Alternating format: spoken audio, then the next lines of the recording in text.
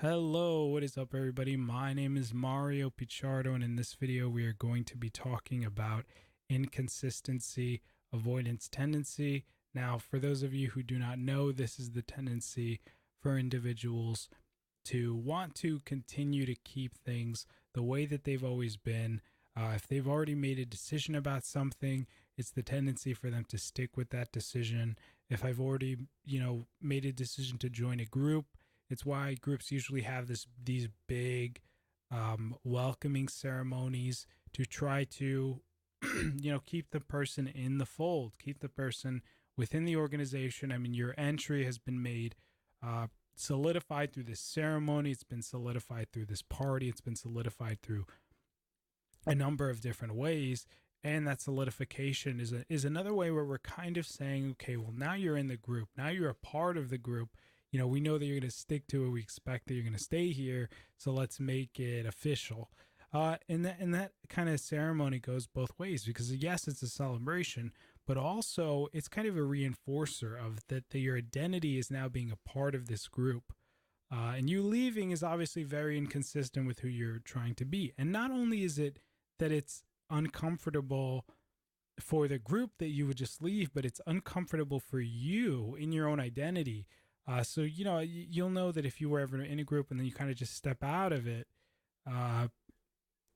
you feel weird, you feel strange, and it's kind of like, well, why? And the reason is because that your identity is in that individual, your identity is in that form.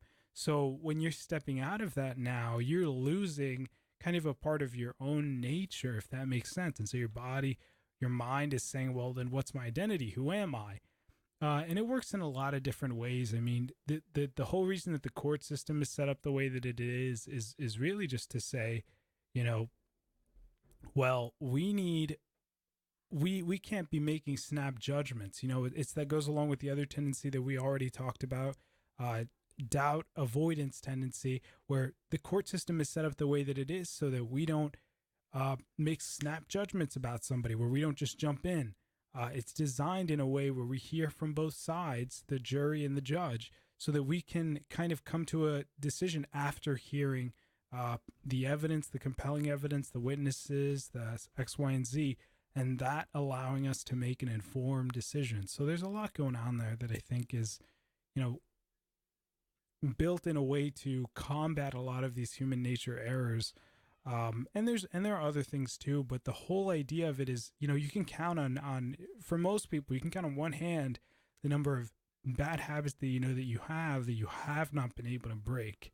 And usually it's just because of, we have a tendency to stick to whatever our errors are, even if we know they're bad, because it's a part of the identity that we've built for ourselves. And kind of breaking out from that is, it's more difficult than we realize. And there's a quote that Charlie talks about, which is that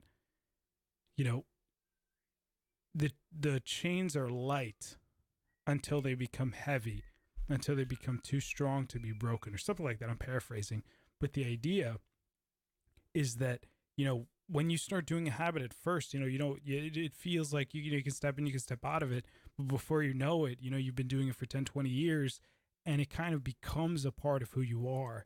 And then he goes on to say, an ounce of prevention is worth a pound of an ounce of prevention is worth a pound of cure.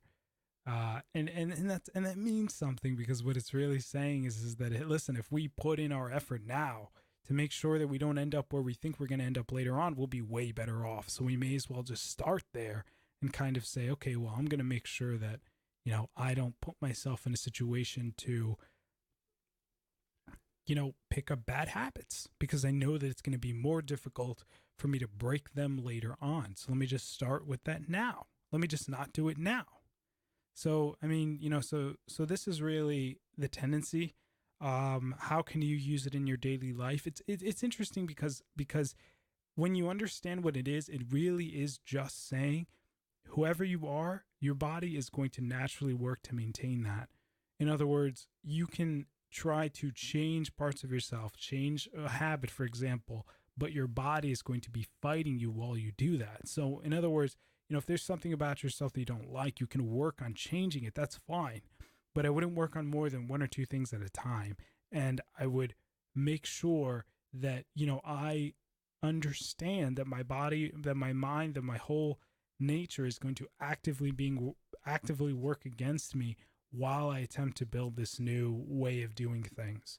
And it's just being cognizant of that, and with everything it comes with. I mean, you're going to feel emotionally uncomfortable. You're going to feel out of place. You're literally changing your identity based on whatever it is. I mean, if you're someone who never works out, and then all of a sudden you want to start going to the gym, take it slow, take it easy. You can go 1 day a week and just go for 10 minutes. Go 2 days a week, just go for 5 minutes. It's not about how hard. You don't have to start working out. You just have to start getting into the habit of changing your lifestyle.